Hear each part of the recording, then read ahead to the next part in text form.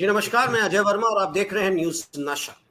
हम हमेशा कुछ ना कुछ ऐसे टॉपिक्स पे आपके साथ अपने गेस्ट्स को लेकर आते हैं, अपने व्यूअर्स के लिए फॉर दैट मैटर, जहां दूसरों से थोड़ा सा अलग हम करने की कोशिश करते हैं और होता भी है फॉर दैट मैटर।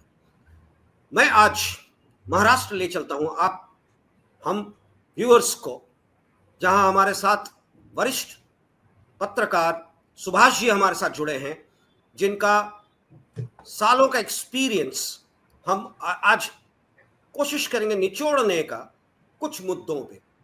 पहला मुद्दा जो है हमारा, देखिए सुभाष जी नमस्कार। सुभाष जी वेलकम। नमस्ते नमस्ते। मेरा सवाल बड़ा सीधा है आपके साथ। भारतीय जनता पार्टी की बात अगर हम करें, महायुति की बात अगर हम करें, तो महायुति को महाराष्ट्र असेंबली में जो स्ट्राइक रेट मिला है वो करीब 85% का है, यानी कि 132 सीट्स लेकर 85%। दूसरी तरफ उनके साथ जो घटक दल थे हैं एकनाथ शिंदे का शिवसेना, उनको मिला 57 seat, strike rate 72%। It's a major thing. Ajit Pawar NCP 41 seat, 69% strike rate. बड़े बड़े एनालिस्ट का यही मानना है कि वहां पर महायुति अगर ये strike rate which is unprecedented, unrecorded in the past, this is a great past strike rate electoral। अगर आप इलेक्टोरेट्स की बात करें तो दो चार मुद्दे थे। एक सबसे बड़ा मुद्दा था हिंदुत्व का, जिस पे भारतीय जनता पार्टी 80 से बैंक कर रही थी बाला साहब ठाकरे पे। 2019 में कुछ बदलाव आया, एक घटक को उन्होंने अपने साथ रखा। शायद उनकी मंशा थी कि हिंदुत्व को हम अकेले प्लैंक को पकड़ के बैठ जाएं। अलग चीज है। मैं दूसरी बात कर रहा हूं, वेलफेयर स्कीम्स बहुत सारे आए, लाडली योजना, महिला योजना, तरह तरह के स्कीम्स, कॉरपोरेट, अडानी का भी मुद्दा उठ गया, फिर भी स्ट्राइक रेट्स यही रहे। इस बीच में शिवसेना उद्धव ठाकरे ने एक बड़ा, शायद कहेंगे, चाल खेल दिया है, क्योंकि बीएमसी आपके राज्य में बीएमसी चुनाव होने वाला है। जो आप बताएंगे डेट, क्योंकि डेट्स तो कंफर्म होंगे एज एंड व्हेन अनाउंस्ड, जनवरी फरवरी के आसपास। बीएमसी को देखते हुए शायद शिवसेना ने वापस हिंदुत्व प्लान को पकड़ने की कोशिश की है। दादर के 80 साल पुराने हनुमान मंदिर में आदित्य ठाकरे जी ने कहा है कि वो वहां महा आरती करेंगे। शिवसेना के एक वरिष्ठ नेता हैं जिन्होंने कहा है, शायद, मतलब जो मैं देखता हूं खबरों में, उन्होंने बाबरी मस्जिद का पोस्टर्स लहराया और कहा, याद दिलाई अपने शिव सैनिकों को, उद्धव ठाकरे के शिव सैनिकों को, बाला साहब ने क्या कहा था 6 दिसंबर, जिस समय बाबरी मस्जिद का ध्वंस हुआ था और अयोध्या की शुरुआत हुई थी। यानी कि शिवसेना की कोशिश वापस उसी हिंदुत्व प्लांक को लेने का। आज की तारीख में गठबंधन, महायुति, एक्सपेंशन, फडणवीस, एकनाथ शिंदे, अजीत पवार, कहां खड़ा रहता है महायुति और क्या होगा बीएमसी में, और क्या मुद्दे और लोगों का क्या कहना है महाराष्ट्र में, हम आपके पास आते हैं। सुभाष जी आप बताएं।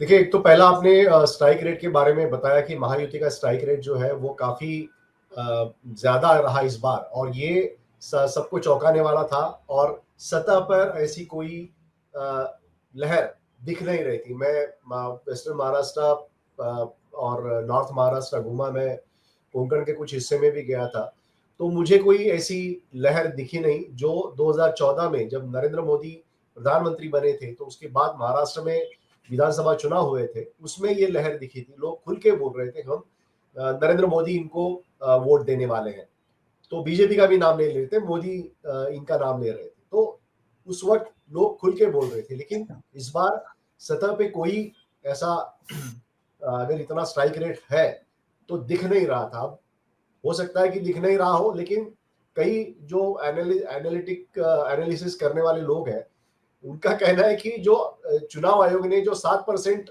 अचानक आंकड़ा बढ़ाया वोटिंग का, तो उसमें कुछ गड़बड़ है क्या, ये देखना पड़ेगा। अब इसके बारे में तहकीकात करेगा कौन, क्योंकि इलेक्शन कमीशन किसी भी प्रकार का इसमें कोई यानी इंक्वायरी करने की सिचुएशन में नहीं है, वो मानते नहीं है इसके बारे में। दूसरा, अगर वीवीपैट का ये किया जाए, फिर से रिकाउंटिंग किया जाए, तो उसके लिए कम से कम 5 लोगों ने पैसे भरे हैं, यानी 45 लाख तक भरे हैं, लेकिन उसके बारे में उनको अभी तक कोई जवाब नहीं आया है। कई लोग जो फॉर्म 17 कहते हैं जिसको, कि जिसमें हर घंटे में कितना वोटिंग हुआ, किस उम्मीदवार को कितना वोटिंग हुआ और उस पूरे बूथ में कितना वोटिंग हुआ, इसका एक ब्यौरा होता है उसमें, जो चुनाव में वोटिंग के दौरान जो पोलिंग एजेंट बैठे हुए हैं वहां पे उनको मिलता है। वो अभी तक वो फॉर्म 17 चुनाव आयोग ने किसी भी उम्मीदवार के पोलिंग एजेंट को दिया नहीं है। 45 दिन की मियाद होती है। अगर आपको चुनाव के बारे में अगर कोर्ट में जाना है तो 45 दिनों के अंदर आपको कोर्ट में जाना पड़ता है। अगर फॉर्म 17 नहीं मिला तो लोग कैसे जाएंगे कोर्ट में, ये भी सवाल है। तो इसमें चुनाव आयोग जो है उसके रोल पर साशंकता है और इसको लेकर कई सवाल महाराष्ट्र में पूछे जा रहे हैं। हालांकि ईवीएम के बारे में भी सवाल पूछे जा रहे हैं, लेकिन ये ईवीएम के बारे में ज्यादा लोग जोर नहीं दे रहे हैं। जो कांग्रेस के नेता है वो ज्यादा जोर नहीं दे रहे, हालांकि बयानबाजी तो कर रहे हैं, लेकिन जो कानूनी जो कार्रवाई करने की कोशिश कई उम्मीदवार कर रहे हैं वो ईवीएम पर ज्यादा जोर नहीं दे रहे। वो ये फॉर्म 17 जो है उस पर ज्यादा जोर दे रहे हैं। जो 7% का वोटिंग का फर्क है, चुनाव आयोग ने जो घोषणा की थी कि 7% अचानक बढ़ा, चुनाव के दिन उन्होंने घोषणा की थी 72% की और दूसरे दिन उसमें 7% का इजाफा हो गया। तो ये मामला था। दूसरा, जो बीजेपी के खुद के उम्मीदवार है वो भी अचरज में पड़े कि उनको इतने वोट कैसे मिले। तो अभी वो इसके बारे में चर्चा कर रहे हैं कि इतने वोट कैसे मिले। मेरी कुछ लोगों से बात हुई तो बोल रहे कि यार हमें इतना उम्मीद नहीं थी कि इतने वोट पड़ेंगे। तो वो भी उनके मन में भी इस तरह की बातें चल रही है।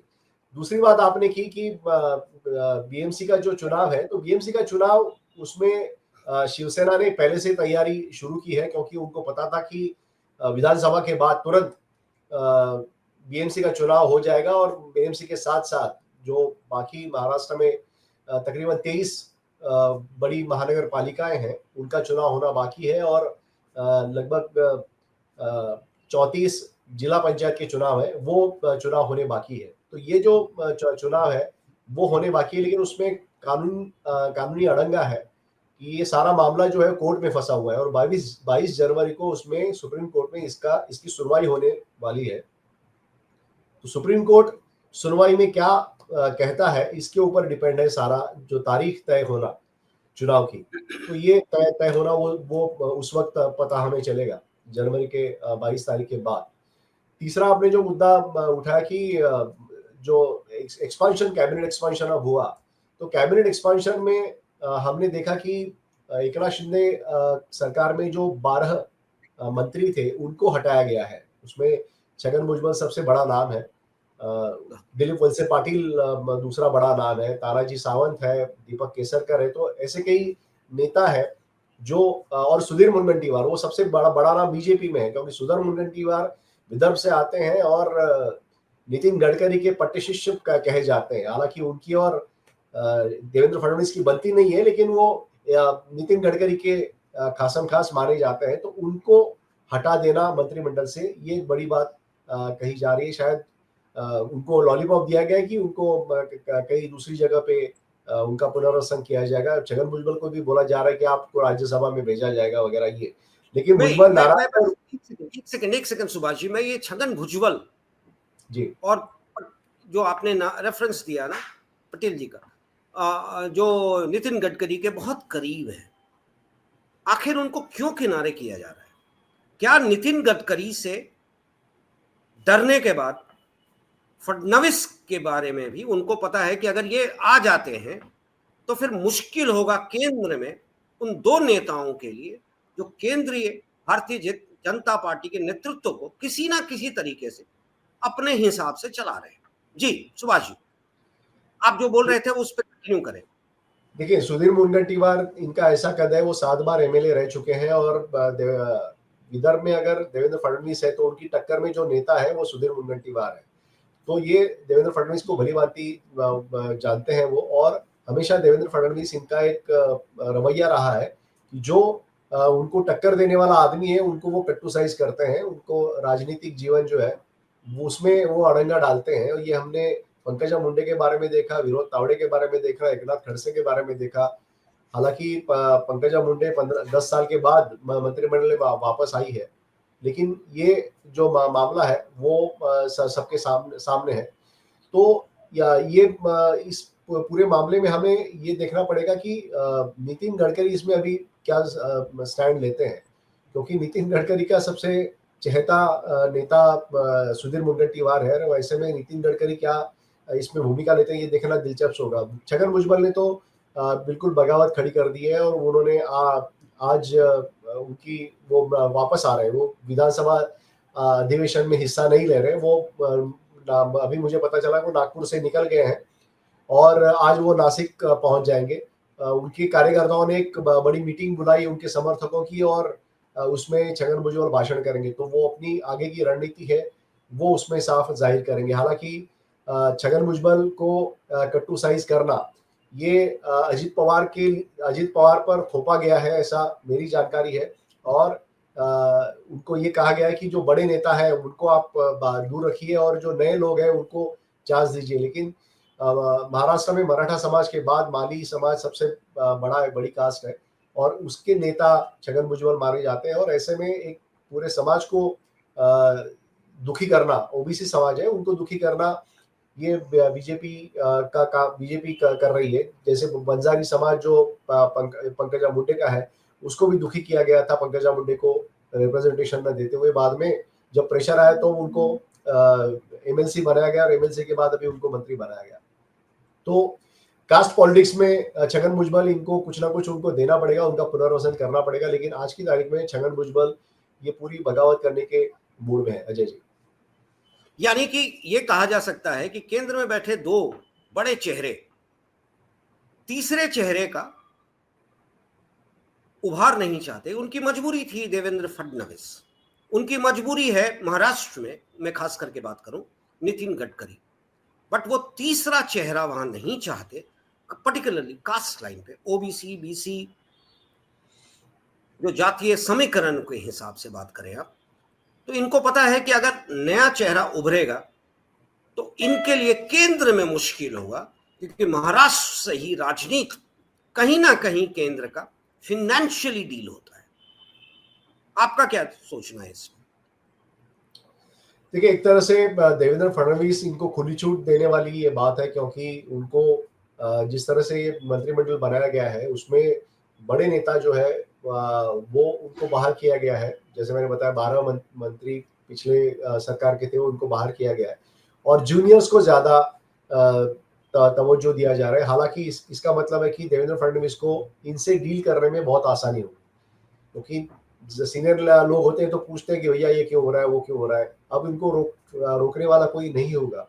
और दूसरी तरफ जिस तरह से बीजेपी की विधायक की संख्या है 132, तो एकनाथ शिंदे और अजित पवार भी उस सिचुएशन में नहीं है कि वो ज्यादा बार्गेन कर पाएंगे। तो ये कहे, लेकिन एक जरूर है कि छगन भुजबल को दरकिनार करके अगर उनको घर बिठाने की सिचुएशन अगर बीजेपी ने प्लान की है तो इसका मतलब है कि अजित पवार के पर कतरे जाएंगे, क्योंकि नॉर्थ महाराष्ट्र में सबसे बड़ा लीडर छगन भुजबल है और उनका वहां पे काफी जो उनके फॉलोअर्स भी बहुत ज्यादा है।